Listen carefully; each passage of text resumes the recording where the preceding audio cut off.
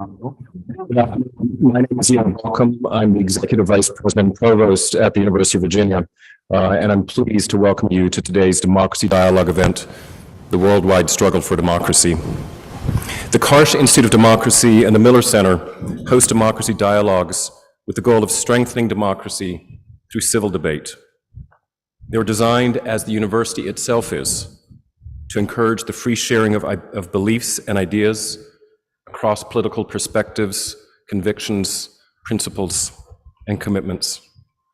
The dialogues are made possible thanks to the generous support of the George and Judy Marcus Democracy Praxis Fund, Ingrid and David Hang, and James B. Murray Jr., and we're grateful for that support. And we're particularly grateful for the speakers on today's panel. I had a chance to meet them briefly just a few moments ago. We know about them. We know what they have done. We know the commitments they have made in their lives. We know that they have risked themselves. They have risked livelihood. They have risked freedom. They have risked the possibility of life itself in pursuit of the possibility of democratic life, democratic culture, democratic freedom. It's an honor to be with you. It truly is.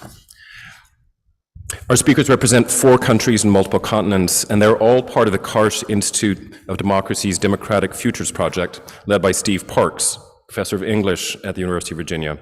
It is the only project in U.S. higher education dedicated to providing refuge and training to global democracy activists while fostering research partnerships and student engagement.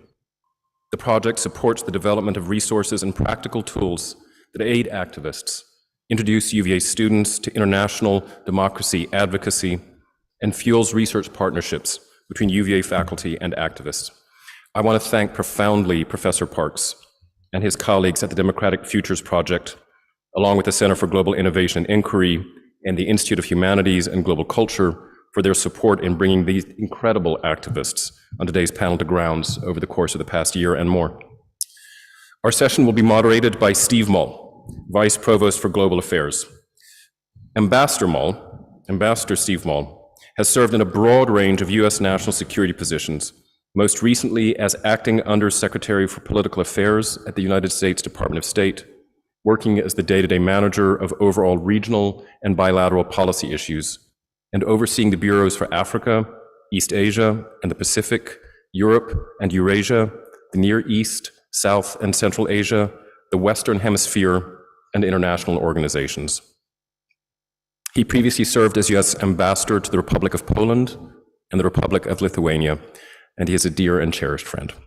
Welcome again, and thank you all for joining us for this important discussion. And Steve, over to you. Thank you very much, Ian.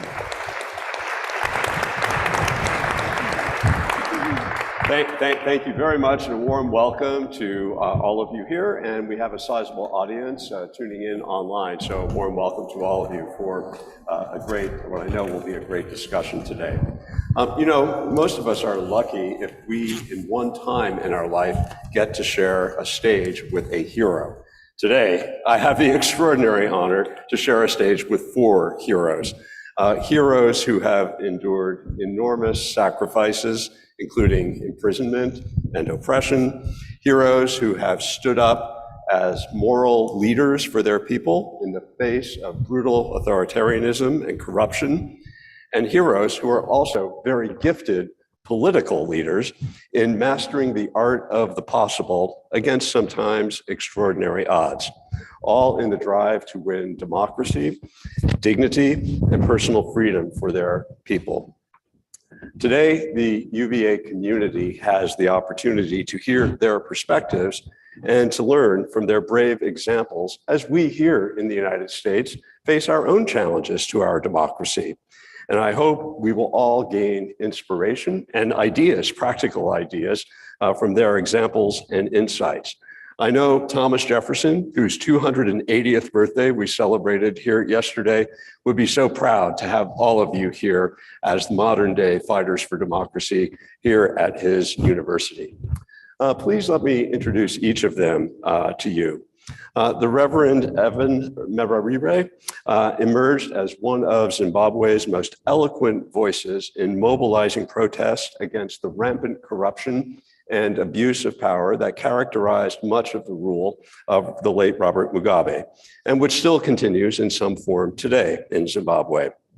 As the leader of this flag movement, reclaiming the symbols of national power for all of the people of Zimbabwe, he organized thousands to refuse to pay bribes to government officials and to stand up for individual liberty and dignity. A highly successful campaign that unfortunately landed him in jail. Next, we have Janice Bakadava of the Human Rights Foundation and manager of the Freedom Fellowship Program. She is co-founder of the Bolivian movement Rios de Pie, which means standing rivers, which has played a remarkable role in mobilizing protests according to the very strict principles of nonviolence to demand free and fair elections, environmentally sustainable policies, and full respect and empowerment for Bolivia's indigenous people. Next, we have my friend, Zercha Popovic, who at the tender age of 27 in the year 2000, sorry to reveal your age, rocketed to international fame as a brilliant leader of the Serbian movement Otpor, which launched a successful civic campaign to remove the strongman Slobodan Milosevic from power, after the rest of the world had given up on the idea that Milosevic would ever leave power.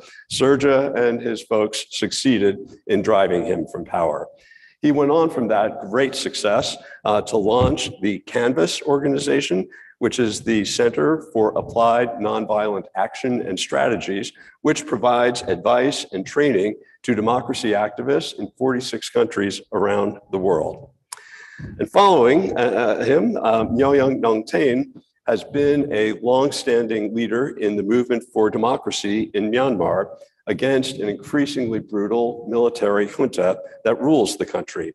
A movement that has actually managed to succeed remarkably, such as in the partial restoration of democracy in Myanmar from 2016 to 2021, when the military yet again staged another coup, launching another wave of even bloodier repression, which continues to this day.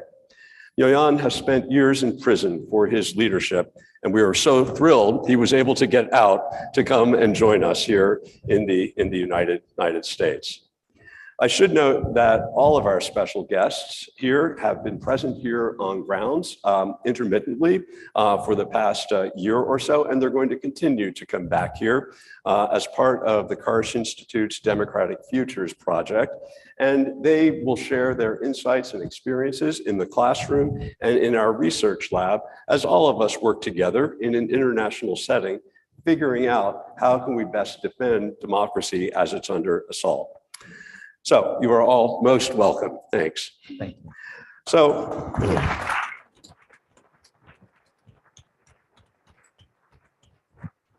I'd like to begin by asking all of you the same question. When I worked as an American diplomat, I had the opportunity, I guess it wasn't a pleasure, to work in a number of authoritarian countries. And I was always struck that in each of these countries, the large majority of people typically accept their fate. They're afraid of fighting back, afraid of taking a stand because they would have to pay a high price for it. Yet in every one of these countries, much as you, there's always a few people who decide, I've had enough. I'm going to stand up against, I'm going to organize people because our people, our country deserves a better way. I wonder if each of you could talk about what led you to be one of those very few people in each of your countries to take a stand like that? And what about that decision was the hardest for you? If you could each take about 5 minutes. Evan, let's start with you. Well, thanks very much. I appreciate the opportunity to be with you here. And thank you for having myself and my colleagues during this time and in times past to share our stories and to hopefully inspire, a next generation of people that care. And I think for me, that's where it begins. How much do you care about what's happening around you. And for me, getting involved in Zimbabwe and starting the citizens movement that we started in 2016, in a very repressive environment regime that had been in power for 37 years and had killed thousands of people, up until that point, had collapsed the economy multiple times.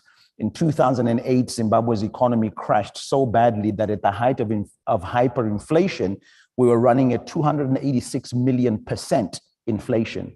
Our largest banknote at the height of inflation that was produced was a $100 trillion note on one banknote. And that wasn't enough to buy a loaf of bread. That's the largest banknote ever printed in the history of money. And so here we are in Zimbabwe going through these multiple economic collapses in one generation. And something about that is not normal. And when people normalize that, then that becomes a problem. And so for me, my values as somebody who is a Christian and has certain values that I believe, the next thing you do about something that you believe, if you really care, is to act upon the belief that you have.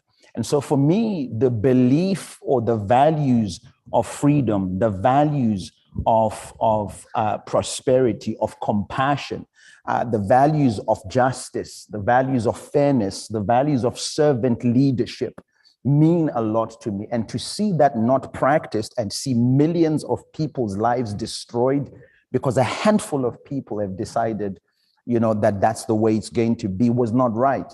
And so I think because of that dissonance within me of what I believe and what I'm seeing and what I'm living in, it wasn't adding up.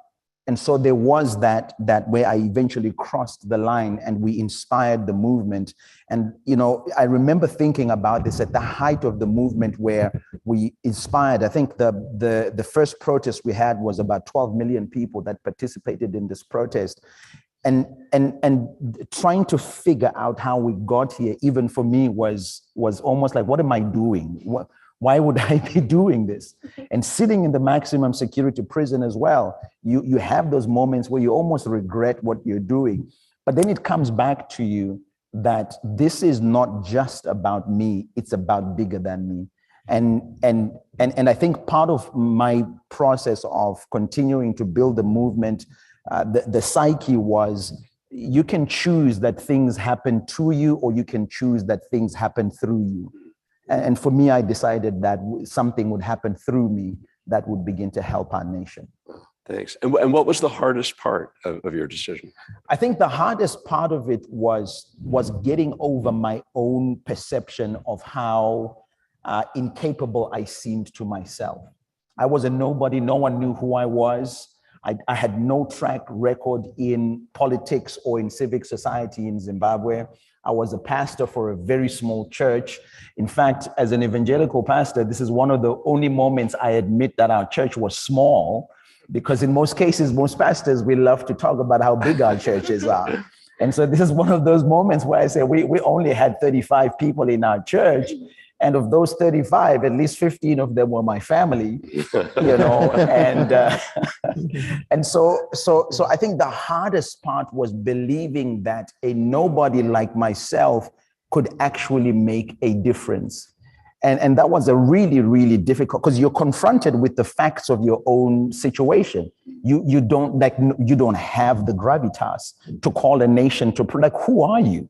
Who do you think you are calling this nation to a protest? And yet in 4 months, we built a movement from literally one 4-minute video on Facebook.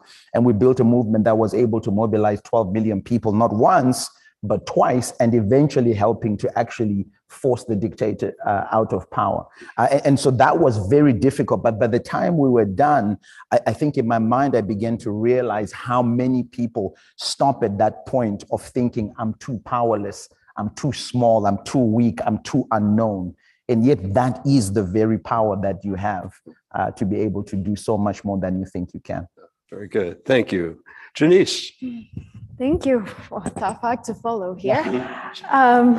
I think echoing what Evan said, but adding one word there that I know that he also feels, I think it's a lot of love. In our case, we started studying rivers because we could see the erosion in democracy continuing to happen in Bolivia. We had a government that legalized indefinite re-election, that ignored a referendum where we said that we wanted to keep term limits in the constitution. Despite of this, they still legalized his candidacy. But I think the breaking point on a personal level, and I think this also applies to a lot of people in Ríos de Pie in the movement in Bolivia, was the Amazon fires in Bolivia. The Bolivian government signed a deal with the Chinese government, which meant that we had to produce 10 times the amount of beef that we usually produce. For that, we needed a lot more space for cattle, that and many other reasons. But it became a business to burn the Amazon in Bolivia and make it look like it was an accident or that it was global warming. And this happened in 2019 at the same time that the Amazon fires in Brazil were happening. No one talked about Bolivia. A lot of people talked about Brazil and Bolsonaro, as they should have. But for us, on a personal level, this brought up so much grief and pain, because not only was our house being set on fire, and I remember Greta Thunberg's words, so if I want you to act like your house is on fire, our house was on fire. My friends were battling the fires. We had firefighters and people in my movement that passed away in this process. And still there was very little international support, and those of us that were exposing what was happening faced immediate attempts to arrest us, persecution, smear campaigns, etc. So, and as a lady in the group, I really want to enhance this, because sometimes the fight for democracy or politics itself seems like it's such a manly thing to do. But there was this very motherly feeling of protection for our home and our people, where to me and to many others, it didn't mind if we were going to lose even our lives in the process. And so what was the hardest part for you in your journey to this leadership role?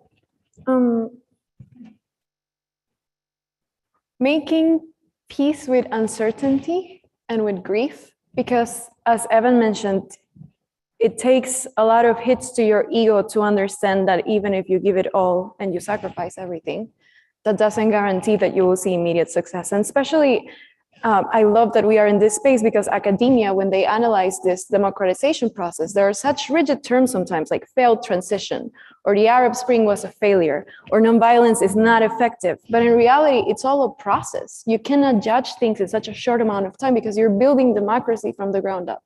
And for us, even in the case of the fires, which continued to happen with complete impunity, and firefighters continue to die every year, understanding that this is a process that maybe I won't be able to see the end goal in my lifetime. And at 25, everything feels very strong, like the turn, like if we fail today, we fail always. But making peace with that and understanding that we get to be part of that process, and thus we should never think that it's useless, that was beautiful. And we're all glad you came to peace with that and have used it so effectively. Sergio, how about you? Well, very similar. Like here, I'm keep repeating this because my life is meeting people like Janice or Evan or Miao Yang and trying to help them. And every single time you figure out that you expect a hero coming from a very, the knight or knightess in a shiny armor, it's basically most of us are activists by incident. So the situation makes hero, not vice versa. And I was playing bass guitar in a rock band, and thought activism was thing for old ladies caring for cats' rights or something very abstract, and wasn't find it very cool. But when, like in Evan's case, I'm actually pissed on Zim because it was Serbia having the largest hyperinflation in 1983 until you guys beaten us. So we have this bad guy appearing there. 4 civil wars in 10 years. He split the country I was born, called Yugoslavia, into 5, 6 senseless different countries, everybody hating everybody, economy falling apart, international isolation. So the situation was a fight or flee situation. 300,000 young people fled Serbia out of 6 million people. It's a huge number of people. Well, I bet we were too stubborn or too rock and roll or too punk to flee. And then there was this, as Janice says, it's a process. And it's very much, it's like, I don't know how many of you have seen The Lord of the Rings, but that's my Bible. Unlike Evan, he has the real one with the cross. And there is this story of this amazing creatures called hobbits who love good food and, village life and smoke pot. and they ended up being the key force for change. They're not designed to be the key force for change, but they are the ones who need to figure out if they don't do it, nobody else will do it. So I think that was the click, was like, international community sanctioned Milosevic for so many years. NATO bombed Milosevic, well, together with my mom, who almost died in bombing for 97 days. Opposition parties tried this, everybody tried and failed. So if it's not us, who else? So that was this moment when we figure out, and it sounds crazy, like 11 students building a movement to get rid of a guy who, you can't get rid of, but it really worked. And then speaking of challenges or doubts, there is this moment in time when, as Evan says, you grow. It's like there was a moment in time where I had 20,000 people under my command.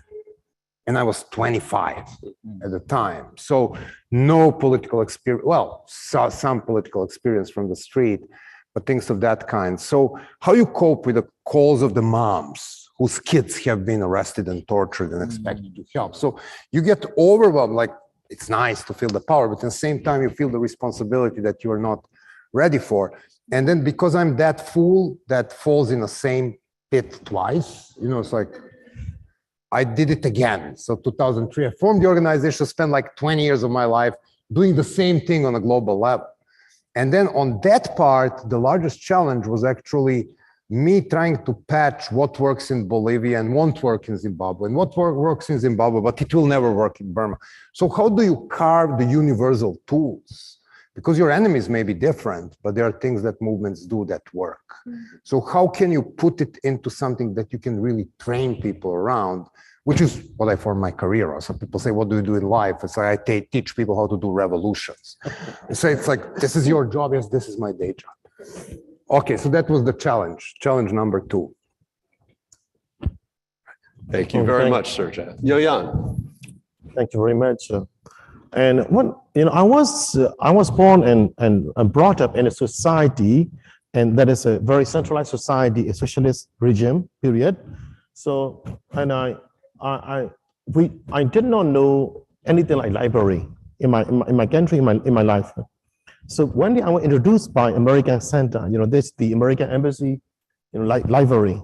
I like it a lot because it was air conditioned. It is air conditioned, and I can read. And because everywhere, wherever I go, everything is very shabby. There are a pile of papers everywhere.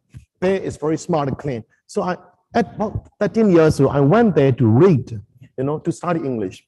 I was very fascinated by Thomas Jefferson. You won't believe it. I would like to become somebody like him. Thomas Jefferson became my hero. I came to know that there are shortcomings by Thomas Jefferson, but I'm very sorry for that. But that time I like it a lot. He was so influential that I studied architecture in my life, and I'm architect by training, and I studied French because I like it a lot. And by and by I learned about Abraham Lincoln and and all these heroes. Then. And you know what? So I these thinkings of democracy came into my mind. Then my country is ruled by the socialist regime. I was dreaming, how can I begin the revolution myself? Then when I was studying at the institute, the university of studying architecture, I led thousands of students into street, hoping that I would not be killed and arrested. But I faced brutal, repression. Then, actually I began with fantasy. My dream, that I'd like to be somebody like Thomas Jefferson, Abraham Lincoln, but, finally, I made my dream alive. Then I was arrested and put in prison for 7 years. I went out it for, I was out in the street for 2 days. I was put in prison for 7 years. And in solitude, solitary confinement. And the situation when I was in prison, I was like an animal. I was treated, anybody can come in and kick me and slap me, whatever they can, I could not think of, getting out of prison alive. Then I was like 20 years old. Then after staying in prison for like 6 years, I was released. During my time in prison, I was thinking over, because I got nothing. I got nothing at all. I got no paper, I got nothing at all. So I got a pot, if I, my cell is very small, and I got, a water pot, the water pot that I use for my washing, my face, my hand, my toilet, that I drink, and I sleep on the floor. There's nothing at all, there's nothing at all. The whole day, what I was thinking and thinking over and over again. Then I felt injustice. Then I was treated back by injustice. So, what shall I do? Actually, at the very beginning days, I was very afraid. Actually, I remember my first day, second day, I was crying. I was calling out, Mom, my mom, please come and save me. I was very afraid, in solitude. But, it was day after day. You used to it. The man after man, you used to it. Then as you think over it again and again, then finally I realized that, that distinction between man and animals, human being and animal, is, human being cannot be controlled by fear. Because we have our science. That's the question I answer to many media. Because then I was released for the first time. Then 4 years out of prison, then I was in the prison again. Then I stayed there again in prison for 2 years. In 2010, I was released. The media asked me why I did again, because I know that I would be arrested again. The answer is human being cannot be controlled by fear. Only animals can be controlled by fear because we have conscience, we have our wisdom. That's a brilliant answer. As you were going through that, Myoyan, it occurred to me here in our own country, fear is a very powerful weapon against democracy. When you look at any anti-democratic tendency that happens here, there's always at the root of it somebody manipulating fear or creating even a false fear. So that's very perceptive. I'd like to continue our conversation later on in the session. We'll look forward to taking your questions from the audience. And for those of you watching online, if you have questions, please use the question and answer function on Zoom, and we'll try to answer those as well. But in the meantime, I'd like to follow up with a few. Janice, from the very beginning of your activism, you made a decision that you wanted to create activism that was very nonviolent in nature. And it's hard to do that, I think, especially when you're living in a society where there's increasing oppression, increasing fear, as Myoyan said, increasing extremism. The appeal of violence, I think, becomes stronger and stronger. And if even you look at examples of some people in history who've become famous for their leadership of nonviolent movements, like Nelson Mandela, for example, got his start supporting armed struggle against apartheid in South Africa, what landed him in jail for so many years. Can you talk a little bit about when you are trying to convince people that nonviolence is the way to go? How do you convince them? How do you persuade them that it's better to do that than follow the path of violence? I came with this very same question to one of my mentors, David Jensen. He had worked with Dr. Martin Luther King in the civil rights movement, and he was one of my first mentors along with Serja in nonviolence. And up until that point, I think I was 22 when that happened. I had been studying nonviolence, but I had never actually led any nonviolent protests in Bolivia. And I came to him with the frustration that I felt like I wanted to convince many civil rights leaders in Bolivia, citizen leaders in Bolivia, to take nonviolence as their main flag, because there was a lot of calls for violence in that moment, since it was very clear that the government was not going to respect the Constitution. And he gave me this beautiful metaphor of nonviolence being like a flower. And if I know that the seed is on the ground, that doesn't mean that everyone else knows that a flower will spring up, and thus that I should embody the flower. It'd be a very beautiful way of saying, do it. Stop talking about it and do it. So it got to a point where I understood I can't convince people, but we can do our own nonviolent protest. And this goes to the basic of nonviolence theory. And once people see a couple small victories that are adding up on each other, they get convinced not so much by what you're saying, but by what you're doing. And they realize that this is a more effective way of acting than violence itself. And then people sort of start coming to you instead of you having to try to pull them towards you. And thankfully that worked very well for us. Well, congratulations. That's great.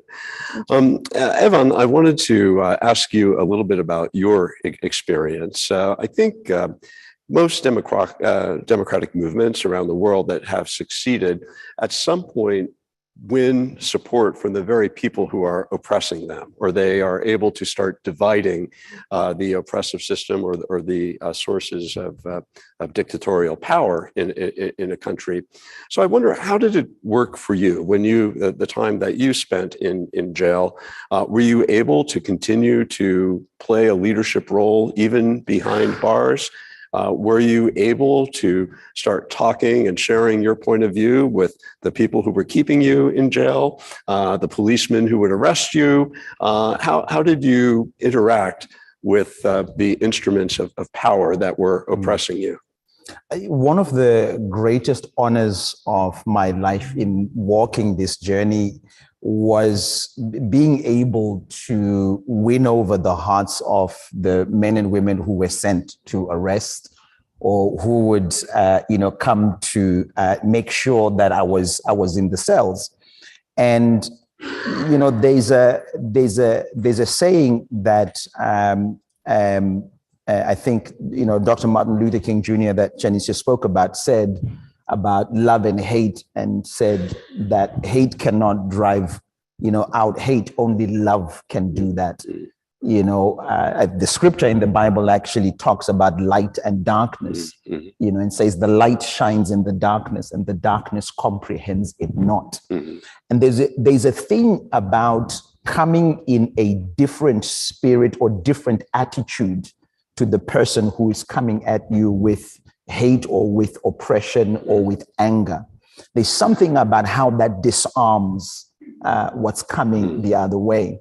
And for me, it was realizing that my jailers were not my enemies, but were my potential allies. That these, if I were in business, if I was a salesperson, this was an opportunity to sell the vision and not an opportunity to drive these people away from something that could help. But I think the realization with my jailers was that the things that I was fighting for, or should I say, it fascinated them that themselves as instruments of fear were finding someone who was not afraid. So the first kind of inquisition was, why are you not afraid? Or why we've come to arrest you about 3 or 4 times this year. And you seem not to care anymore. Like, this does not seem to bother you anymore. And right there is an opportunity to talk about why I and the others that were standing up, why we do what we are doing. And once we helped some of our prison guards and police officers who would arrest us to understand that the system that is attacking us is not just attacking us, but is attacking them as well, is attacking their families and their lives. And so once they began to understand that, they became people that were sympathetic to the cause. They still carried out their duties and jobs of arresting us, but there was a sense of, dare I say, friendship with some of these men and women. I can give you 2 examples in which I was able to involve some of my arresting officers in an act of defiance, and they only realized halfway through it that they had joined me in it. And the first one was leaving my house, my last arrest of January 2019. My house was surrounded by 18 armed riot police officers, and they'd come to arrest me because of the protest that we had just done the day before. Very successful protest. And as we're about to leave the house, I say to the police officers, I said to them, you guys know that I'm a man of God, right? And I said to them, I have a ritual that I do every day before I leave my house. I pray. And in particular, I pray for our nation. So I can't leave this house until we pray together. And a friend of mine who was a lawyer, I don't know what he understood about what was happening, but he took out his phone and started secretly recording. And I huddled about 9 police officers in prayer for our nation, right there in my house. They bowed their, I said to them, let's bow our heads and they bowed their heads. I was the last person to bow my head. And I thought, well, would you look at this? This is it. And we prayed for our nation. And once that was done, they put the handcuffs on and we took off and went off to prison. And that happened again and again and again, during this process, such that by the time that I had been arrested 8 or 9 times, sometimes the police would call and say, hey, we have a warrant for your arrest. Where are you? What time should we come? Right? And so I think there was a great opportunity to win over so many people who, by the time the movement had grown and we were beginning to see some results, would be happy to say to us, hey, just to give you a little bit of information about what's about to happen, or just to let you know what's going on the inside, and so forth. So that was a very important experience for me, realizing that wherever you are still winning allies. You are still onboarding people onto the struggle. And it's not your place to judge whether someone is too far gone in the system or not. Your job is to be able to be consistent in what you stand for, consistent in what you believe, because people respond to consistency in someone's behavior. Great. It really testifies to your brilliance as a tactician. It reminds me of in the summer of 1980, when the Solidarity movement was trying to organize the first free trade union in the communist world. There was a shipyard a strike at the shipyard in Gdańsk. And whenever the police would start closing in to break up the strike, Lech Wałęsa would start singing the Polish national anthem. And of course, everyone would have to stop. The Polish policeman would have to sing the national anthem. And it's just a very skillful use of what brings people together as a nation. Well done. Sergio, I'd like to ask you, you've been so active in training democracy activists around the world. And when I think back to my own career in international affairs over the years, the most exciting moments, I can remember them as if they were yesterday. Nelson Mandela walking out defiantly out of Pollsmoor prison, the collapse of the Berlin Wall and the unification of Germany, the selection of Aung San Suu Kyi after many years of arrest as state counselor of Myanmar, and so many other moments like that. But of course, then reality catches up to you very quickly. All of a sudden, you're a Democrat, you've worked very hard, you've won an enormous victory, and then the problems get to begin because very often you don't have experience running a country. So as part of your democracy training, do you just prepare for the happy day of when you succeed, or do you also try to prepare for what comes afterwards? How do you succeed as a democratic government? Yeah, I mean, there are 2 ways to answer this, the remarkable and scientific, because this is UVA, I'll start with scientific. You are actually more than right. The scientific research shows that you have better chances to build from 10 to million than to survive victory. Once again, you have better chances to get rid of the bad government than to have democracy 5 years afterwards. Like 2 Harvard scholars, Maria Stephan and Erika Chenoweth, Why Civil Resistance Work, gives you 52% of chances to win, but only 40% of chances to have democracy 5 years afterwards. So it sounds bizarre, but it's actually true. So when we do this with movements, we explore why movements fail. Because, failure is a defeat only if you don't learn something from it. Part of it is contained in your question. A lot of movements fail because they put their victory point. You hear Iranians, you follow Iran, you're my kind of guy. It's like, we want regime to fall. So you sit with these people and ask them, okay, so I have a magic wand, I put Khamenei in a plane, he goes away from Iran, what's there tomorrow? Democracy, monarchy, republic, women's rights, Islamic State, Sharia law, American type of constitution, what is there? So imagining the future, the reasons why movement failed in transition are related to the reasons why movements succeed to start with. So when you work with movements, you teach them vision, which is thinking beyond this big obstacle whose name is Milosevic, or I cannot even pronounce the name of your junta guys. Sorry for that. It's like, so they're not there, and what's there? The second part is planning. You win in the movement by planning, but you also need to plan for the transition. You need to plan to what you want to achieve. And this is where more research is needed. Once again, I'm sounding like a broken record. There is so much research on success of the social movements. There is not so many research on what it takes to get a democracy out from napkin. So remember our strings. Sometimes people just thinking, you know, it's like, oh, these guys did well with Mubarak, they will develop democracy. Well, how? There was a system destroying democratic institutions for 25 years. What if Putin falls?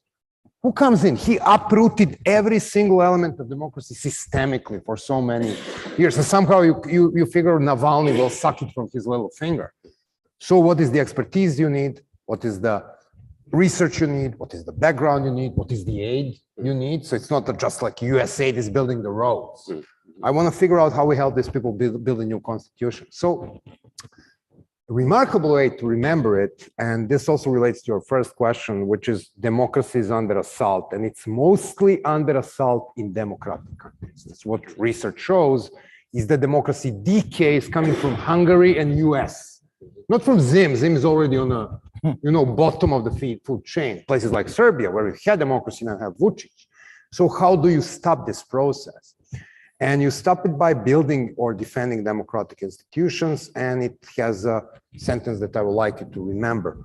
Revolution, transition, that's like marriage. And democracy is like love. So why the revolutions are like marriage? They come with a great passion and love. They come with a great unrealistic expectation and a very short honeymoon. So what is going to happen is when you plan for a transition, you like plan for the marriage.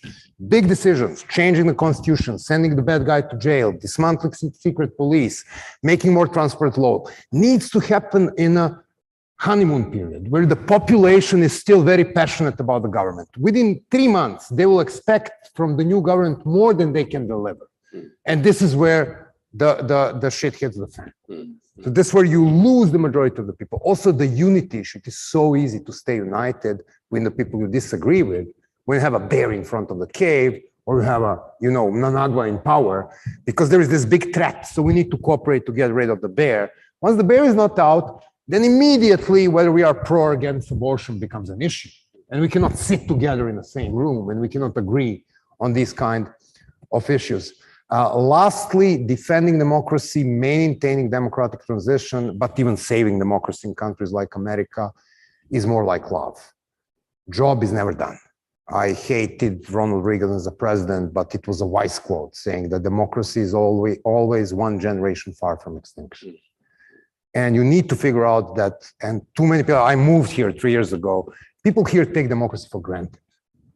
It's not granted, it's like love. You need to make it every day. You need to participate in a protest. You need to keep your elected officials accountable. You need to participate in elections. This is making love. Democracy is for making. It's not a thing you have like a car and you put in a garage and then you have ownership experience. It's a different thing. Oh, thanks, Sergej. Great advice. Marjan, I wonder if you've had many dark moments in your life. The time you spent in solitary confinement, really at the sort of really front end of really brutal repression. How did you, if you wouldn't mind sharing some of your personal observations, you talked about realizing, overcoming fear. What else did you do personally? How did you manage to persevere and to survive those dark moments? What were your tips for survival in getting through that? And as you are out and with us, we're so happy you're with us, but there are many people who still sit in jail around the world. What can America do? What can we here at UVA do to help those people? Yeah, thank you. And actually, I like to begin with the fact that, UVA is doing a lot already, so thank you for that. When I ran for my life, in February 1st, 2021, when the coup happened, I was away my mother home. My mother home for my mother's funeral after COVID. My mother passed away with COVID, and then I was away, and somebody tested me, ran, then there was coup. Then I knew that the soldiers raided my house. I was not there, because I was attending my mother's funeral. Then I was hiding and I was leading the movement against the coup. in Myanmar. But finally, military, they killed the protesters, millions of people took to streets, they killed. And at night, they arrested people and they torture and kill. And they kill by burning alive. They kill by, opening the chest and taking everything out and put the dead body in front of the door. That's the fear they're trying to do. So in April, in March, in three months after, and I decided to leave. So I went to border area. Actually, it is a miracle that I survived. And I'm a miracle that I'm here, And actually, when I left my home, I did not know where to go. And when I arrived at the border area, the military followed and they sent people to kill me. And the American embassy in Bangkok said that you better go.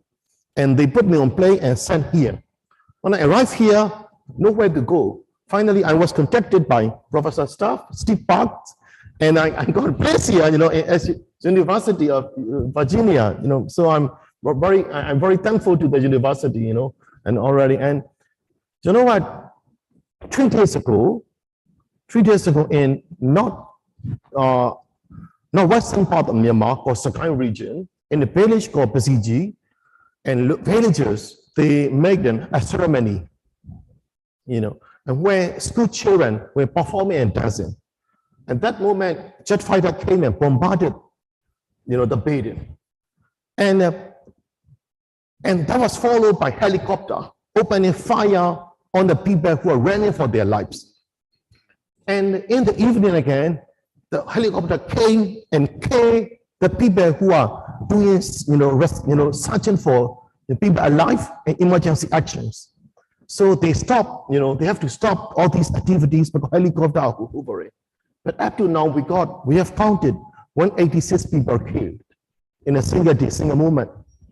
And out of which 35 are children as young as 6 months old, and 27 women. That's the instance the military, they're trying to instill fear in the people, and whenever all these authoritarian mindset people trying to manipulate with the fear. So it's not the only instance the military is committing these, genocide, these, crime against humanity. They call it torching, torching art operation. And they went from village to village. So when people learned that military soldiers are coming, they ran for their life. If there are people who cannot run because of, because they're paralyzed, because of mental illness or whatever reason, they are piled up and banned life, or they are arrested and they are cut piece by piece alive. But we know that because pieces are found everywhere. Hands are there, the food are there, they are cut pieces and pieces alive. The fear is very tremendous in my country, So, think about that, in a neighborhood, in a house, killings are happening. And there are houses nearby are saying that, they're killing, the neighbor, what's the responsibility of the neighborhood? The neighborhood have to stop the killing inside the house. We are living in a global neighborhood. Killings are happening in Myanmar. So we have been struggling. I've been involved in the struggle personally for 30 years already. But in March 31st, I became 49 years old. I began my, resistance when I was 20 years old. My resistance already 29 years. My country struggling for democracy, non-violence for more than 60 years. More than 60 years now. And, the lives of the people, very, very miserable. Finally, in 2020, the military agreed to share power with the civilian control. And for a brief period of time, we got prosperity. We got power for 5 years only. Poverty was cut by half. You can think about that. Poverty was cut by half. You know, all these things happen. It's not only about it's not only about power. The military is very corrupt. You know, the corruption is very huge. That although Myanmar is very naturally very rich country, the infrastructure is very bad. But when we got power for 5 years, the country was very hopeful. People were very happy. Then again, military make a coup again. This time, people already knew, the taste of democracy, the taste of liberty, and decided not to, not to accept military coup d'etat again. Like, 30 years ago, when I started my struggle, it was very difficult to convince people that we can win. We must fight because fear is everywhere. If you talk politics in the cafeteria, you can be arrested, put in prison for 7 years because you talk about politics. So fear is everywhere. So then that time, it was like impossible. So when I began my activism, there was a small group of people, like handful of people, who was fighting against the military junta. These days, all the youth in every family, they learn by 5 years of democracy that we must fight. So that when military made the coup, the whole nation stood up against them. The military answer, the military solved the military killed all these protesters. So now people decided to defend themselves. So they took up arms against the military. So I never think of armed strike in my life. I was arrested for 3 times. I was put in prison for 3 times. I was in this non-violent struggle for 3 times. But we have to think in different way. In the case of Myanmar, if you are facing somebody like Hitler, if you're facing somebody like Hitler, the only way is to knock it down. You cannot, in that instance, non-violent movement cannot work. That is my personal experience, But this time, I want international community to think about that. There's killing in the house, and the people in the house are trying to defend themselves against the killer. The neighborhood should help the people who are defending themselves against the killer. Or the best scenario is the international community, the neighborhood, came in and knocked the killer down. That's my hope. And I'm actually, when I talk about that, I'm very emotional. So I mean, because I was talking to my people every night. I got all these photos with me, sitting there, and I got all the people, all the head and body, people are cut pieces by pieces. I got these images every day, and I'm very amazed that why international community, let this happen. When the coup happened and the military started killing, we are on our knees asking, people, please come and help. So I mean, we are desperately hoping, and at least if international community can assist, the people who are defending the community with, anti-aircraft, machines, that will help a lot. Because, these killings will carry on. Because military, it decided, to pay to whatever amount. Up to now, 33,400 people already killed, during 2 years. It means that 231 people were killed every month. And more than 20,000 people were arrested. It means more than 1,500 people were arrested every month. So, and like, 100,000 houses are already burned down. So if international community do not step in, that will continue happening. Right. Thank you, Myon. I'd like to, before we open the floor to questions from the audience and online, just like to go from the global level down to the local level in terms of tactics. We were talking a little bit before the program today about the role of social media. When social media first started taking hold 15 years ago, a lot of people had hoped that this would be the great savior for democracy. And in fact, there were some successes in using Twitter and other social media platforms to mobilize protest and to bring pressure to bear on authoritarian regimes. But it seems more often than not these days, social media is a tool to promote conspiracy theories, promote racism, hatred, to move societies in a more anti-democratic nature. I'm wondering if any of you have thoughts on this. Would you like to start? Something I was recently discussing with Dr. Larry Diamond, who studies the trends of democratization and authoritarianism around the world, was the fact that the decline in democracy globally began the same year that social media became available to the public. And on a personal experience, and I know we've discussed this with Serge on more than one occasion, one of the things that makes nonviolent movements successful, the three principles are unity, planning, and discipline. And a lot of that discipline is built on the exercise of practicing together, of meeting in person, of getting to know one another, and even rehearsing protests, which we do very often in Standing Rivers. But now there's an over-reliance, and the understanding of activism has become mainly on what you achieve on social media, how many followers you have, how many people you make aware of the cause. But you don't build discipline through social media. That has to be done in person. So from my personal experience, I think it is a useful tool, but when you over-rely on it, as I think sadly many activists do, it hinders the movement from actually being successful.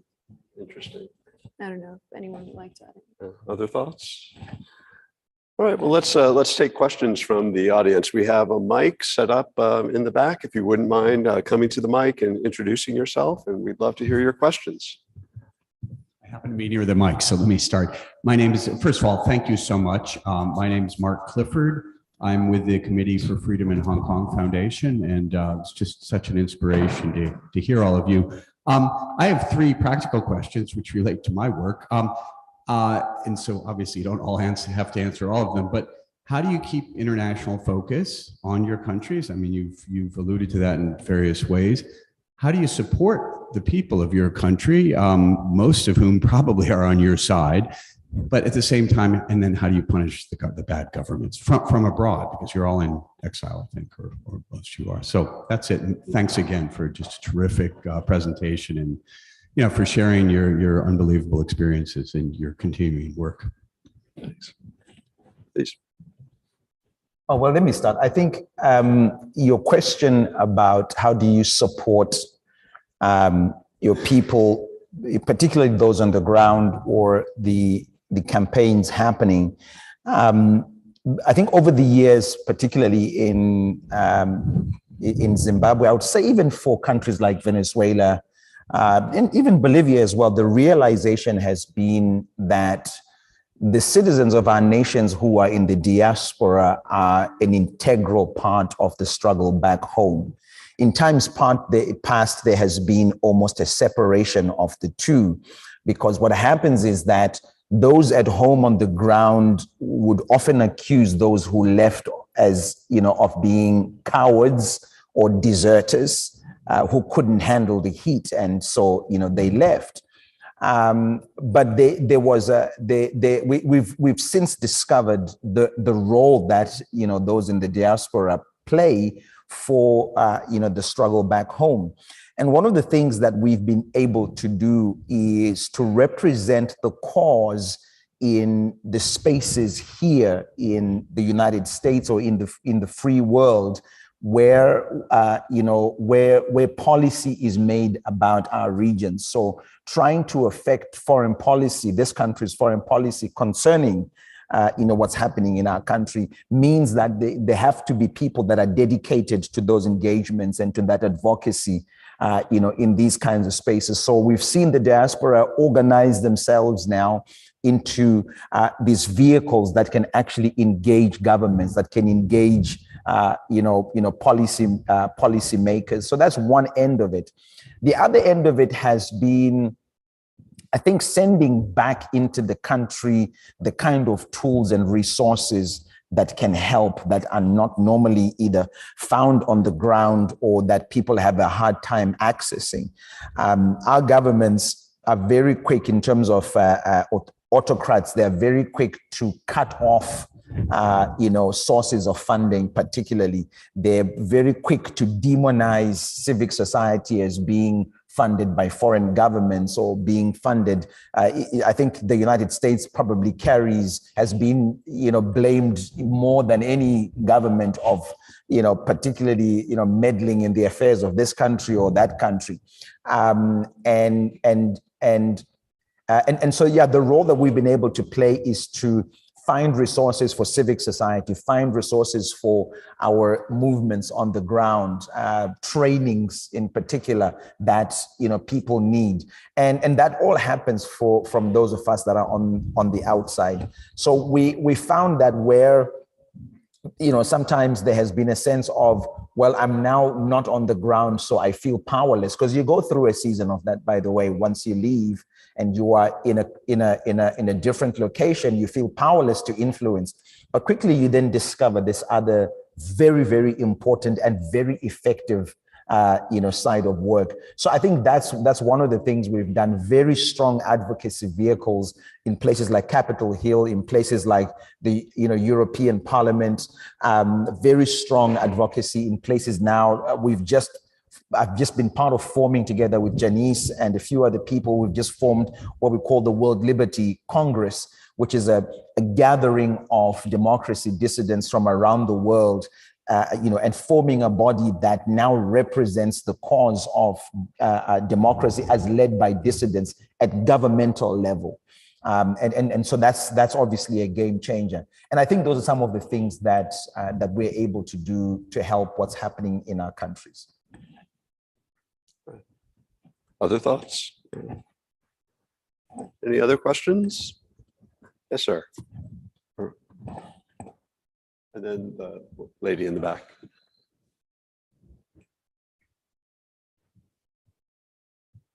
Sergeant's comment on the crucial need to plan for what happens when the dictator, the tyrant, is overthrown, to some extent anticipates my question. America has spent 20 years trying to build democracy in Afghanistan, and another 20 years trying to build it in Iraq. Our project in Afghanistan has by any measure been a colossal failure, even though we have spent something like $1 trillion there and another $1 trillion in Iraq. In Iraq, I think if I were, I'm a retired professor, if I were giving it a grade, I might generously give it something like C-. I wonder, and this is a wildly wide-ranging question, if any of you have any thoughts about what we might have done differently, how we might have tried to build democracy in those countries, as opposed to what actually happened. Thank you. Do you want to respond? You were. You are the guy. No. You're the guests, please. Sergio. Well, getting back to this and getting back to previous questions, you cannot, there was not one single case of successful democratic transition in the last 50 years where government was overthrown by foreign military intervention. To start with, this is not working. You cannot import it from abroad. You cannot bring it on a F-16s or whatever you're using. This is not going to happen. So that it was the bad start to start with. So what can be done, it also reflects to your questions. Part of it is what Evan says. So if you're a state outside stakeholder, in this case, if you're a State Department, like this guy was State Department, his State Department suit still, you want to take a look at what works and what doesn't, and you want to take a look at the best practices. And you can look at one tool, sanctions. So, you can over-sanction country like Iran, for example, or you can under-sanction country like Burma. And you can take a look at what this tool in the toolbox will give you. I'm coming from Serbia, country which was an experimental lab for sanctions. We got everything from sanctioning top-notch to, oil embargo, which killed middle class completely and demobilized people to the extent where they were running for their lives. My father was a Top Gun journalist, he ended up selling petrol on the street because we couldn't survive. So you want to take a look at what really works when you do it from abroad and to which extent you cannot do it. But the key thing here is what Evan says is training. The only vivid study of what works in terms of foreign aid, and it was examining 6 or 7 countries, and it was involving sanctions to the top notch. So sanctions work, targeted sanctions work better. Understanding that this is autocracy INC. So the generals in Burma, they own tobacco industry. They own beer factories. The top notch in Zim own mines, real estate. So you want to go after their businesses. This is the one thing that works well, is identifying the economic interests of the corrupt ruling elite and going after it internationally. Because if Total and Chevron divest from the Burmese national oil company, that will be the end of the funding of the military. And repression is a very expensive job. You need to pay people to do this shit. They are not doing this willingly. Most of them won't. So taking a look into how you can economically suck this dry, as opposed to just throwing bombs and imagine that democracy will blossom from the ruins, it's one way of thinking. Another way of thinking it is training, training, training. The only thing that is proven to work in shifting from autocracy to democracy, if people do it themselves. The only thing which is proven to work to help movements is not buying them fax machines, but enabling them to learn tools how to do it themselves. Which is where we can, bring the previous Steve's question, why I'm so happy to sit here. It was one Steve and me plotting 3 years ago on how to bring more crazy people to UVA. And then there was another Steve joining there from the back. And here we are looking at what can be done. If you, as a prominent academic institution related to a lot of policymakers, make programs like this, if you meet real practitioners, if they stay longer, if students study this, if students intern with these people, if we have a flagship event once a year, the interaction is where you, as a professor, ask activists what can be done. This is where the magic really happens, instead of she doing it in Bolivia and you reading it from the footnotes. This is where it's not happening. Thanks, Sergey. Yes, ma'am. Hello, my name is Deborah Ayers-Brown, and I'm an administrative associate for the Center for Asia Pacific Resilience and Innovation. And I have so many questions for you all, but I'll stick to this one. Shirja is correct when he says democracy is assaulted, especially in democratic countries. And I want to know, how can Americans protect our democratic government while it is being assaulted when so many are apathetic towards democracy? How can we promote a deeper understanding of democracy, its importance, and its fragility? Thank you. Maybe let me come in on that and say the thing that we all kind of know through what we learn is that democracy is protected through institutions, right? And what we learned in Zimbabwe is that the institutions were weakened, but it wasn't just a weakening of institutions that are kind of, these systems that just operate themselves. The institutions of democracy we talk about are animated by people.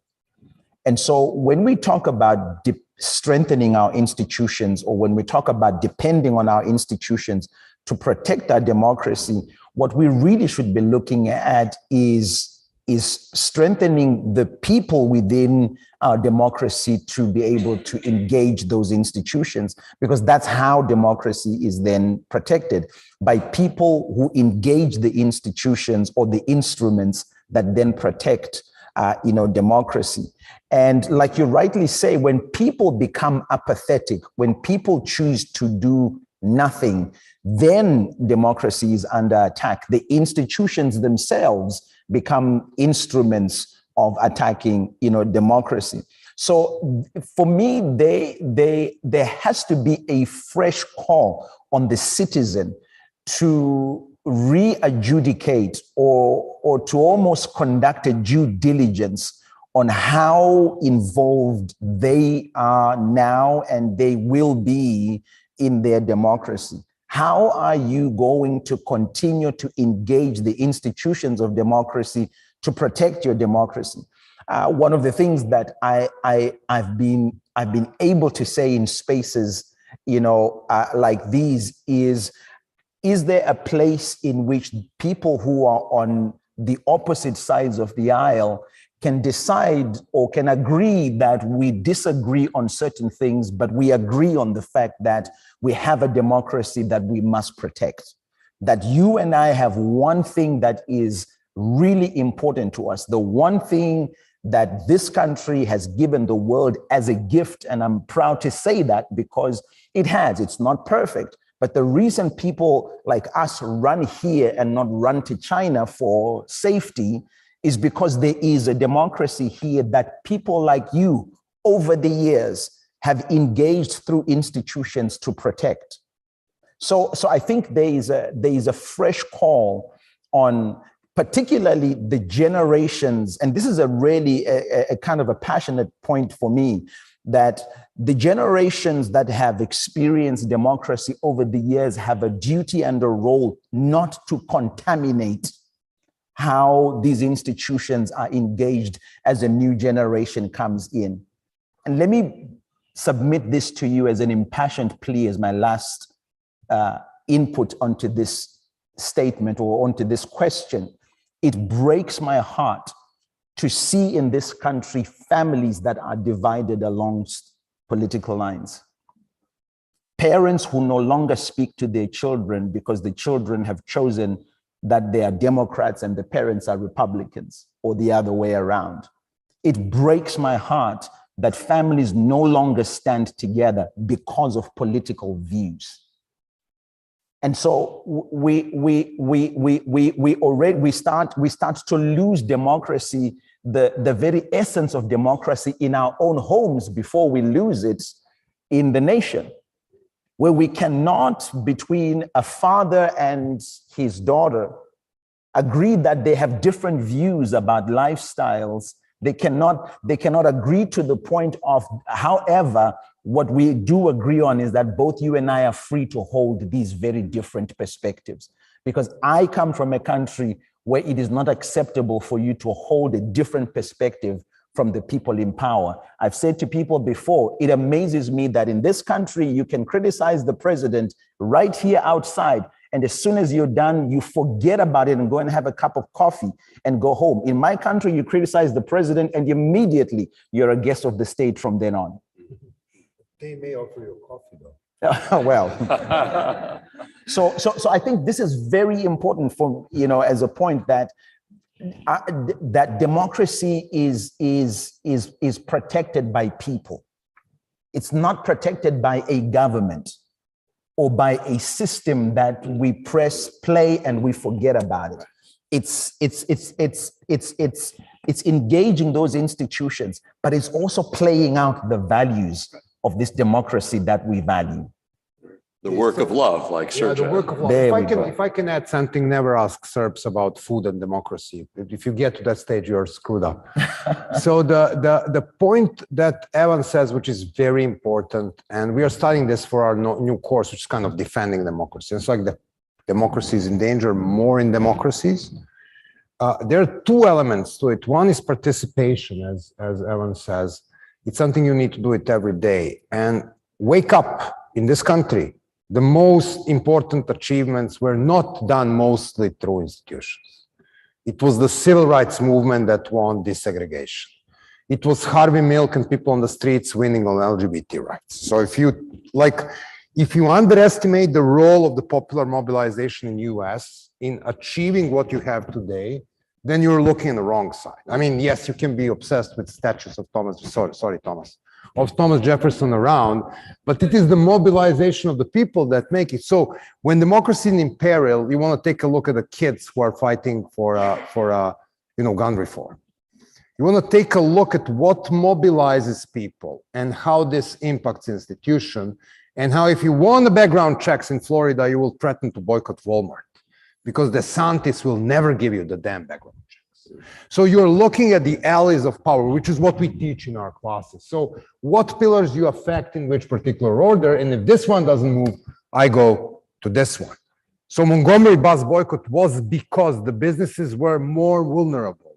to boycott than the governor of Alabama.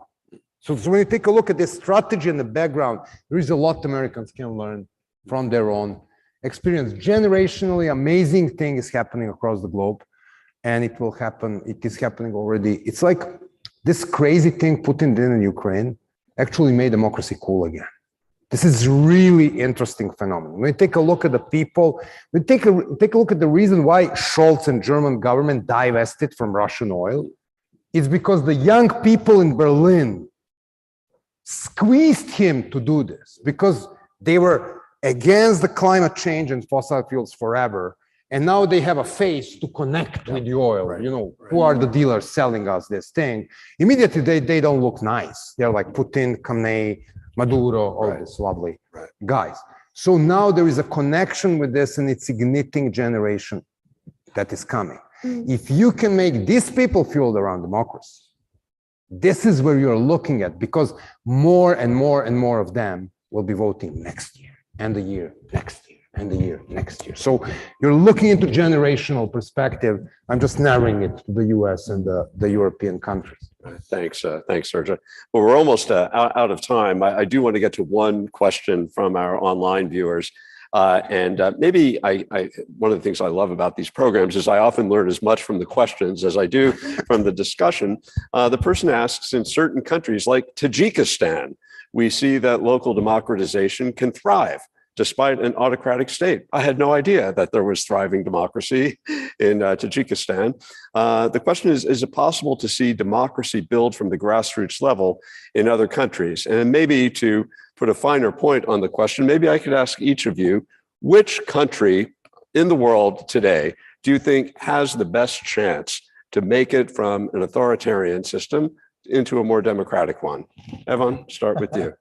That's a good question. You know, which country has the best chance? I think I think what we're realizing is how connected our struggle for democracy actually is. Mm-hmm. That if it flourishes in one part of the world but does not in another part of the world, we have to ask ourselves, some questions. You know, there's that saying that we are not free until we are all free. Mm-hmm. And so I think in the same way that authoritarian regimes have now begun to work together in a more coordinated and united fashion, and that's undisputable. When you watch Ukraine, as Sergey has just said, you can see those leading the autocratic world order of governance working together, literally supplying arms to each other, or trading tactics. Those of us that support democracy have to be in that same mindset, as well. And so even as we look forward to winning in Ukraine, the question has to then be asked about how that affects the rest of the world, how that affects the other parts of the world that need it. I'm heartened though by what has happened to Zambia, which is a country next door to Zimbabwe, and how that has begun to move in the last election through a beautiful democratic process that was at risk right until the last moment. The dictatorship there was refusing to leave power after losing elections, but the nation had galvanized around this idea of, we have chosen someone else and you must go. And so there was that acceptance, and there's been that transition of that country beginning to move. And that's just a powerful representation of, if it's possible in Zambia, and this is now the murmurings in Zimbabwe, is if it's possible just across the border, then it must be possible here, as well. And I love the way that that it's so contagious, isn't it? So I think there is that exciting, perspective now of, we are experiencing oppression and freedom at the same time in the different places it's happening, but we can also experience freedom at the same time in the different places that it's happening. Thanks, Emma. Janice, what about you? Which democratic movement do you think has the most promise? I'll give you two, although I am not so sure about The first one, elections are coming in Turkey, and I think it's going to be very interesting. I think it's happening on the 2nd or 3rd week of June. We know that the earthquake recently happened. The opposition has united May. And I think there is a high chance there, and the international community should be ready to support pro-democracy movements. And then, not to shine the light on my own country again, but we do have elections coming up. The opposition has said that they have united. The current government is more authoritarian than the previous one, but I still think we have a large chance again should things be put in place. So I remain hopeful. All right, thanks. Sergio, how about you? What are you betting on? You're looking into a variety of factors here, and I will start from the mildest side of the spectrum, where we work and we see a big push towards somehow illiberal democracy government. We see it in Georgia. It's a small country. It had democracy, tends to be under Russian influence now. 80% of the population well mobilized against that government. Now the president on their side. It's going to be very interesting. It's not a big deal for everybody else, but 30% of avoiding sanctions in Russia is going through the Georgian territory. So it's going to actually impact far more than the size of the country.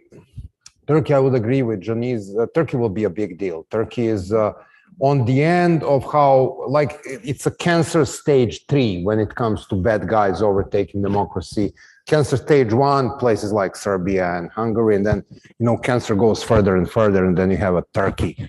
Like somebody was a democracy, now very far from democracy. Long shot, big expectations. We're going to have a talk about this lunch. Look at Iran. It's a large number of disorganized people. The regime pillars are still not crumbling, but they are so detached from reality, and the young generation is so energized, and the economy is so strained, and there is no way back, because back means going to the place that lives only, this country is run by 85-year-old men, whether it's populated by 17-year-old women. So this is what it is. So long term, there is going, like, the regime is going to be there, is going to be brutal for a while, but I think strategically they're losing a battle. If you see the young kids in school showing middle finger to Khamenei portrait, and you figure out that there is 25 million of them, what number of police and military you need to oppress? Like, you are looking at the capability, not the intention. So long term, Iran. Excellent, thanks. Yoyan? What do you think is the most promising democratic movement? When we're talking about democracy, I'm thinking about, democracy is like, cultivation. So, if the plantation grow, if you neglect, democracy, the plant, it will, gradually die away. But at the, likewise, and look at how the art, how the civilization happened.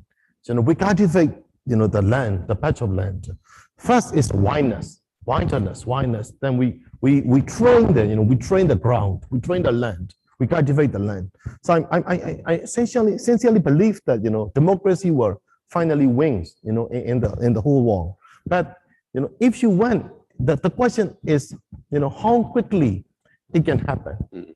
And of course, they are like backward trend. Of course, the wilderness is there always, the seeds, of distractions is everywhere.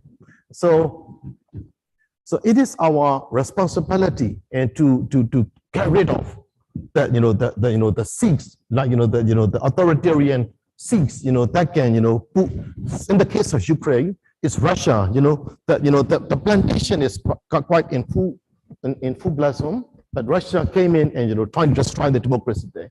So, we need to cultivate, our own, plantation, our own democracy. At the same time, we have to safeguard and destroy. I do not have the particular countries. That's my answer in general. Thank you. Good. Well, thank you very much. I'm afraid we're out of time. I think we could be here late into the evening. And I just want to say on behalf of the university, a warm thanks to each of you. It's such an honor for me personally to share the stage with you. Thank you for your sacrifice. Thank you for your leadership. And most of all, thank you for your inspiration for all of us. You've given us a lot of hope and a lot of things to think about. So please join me in thanking our special guest.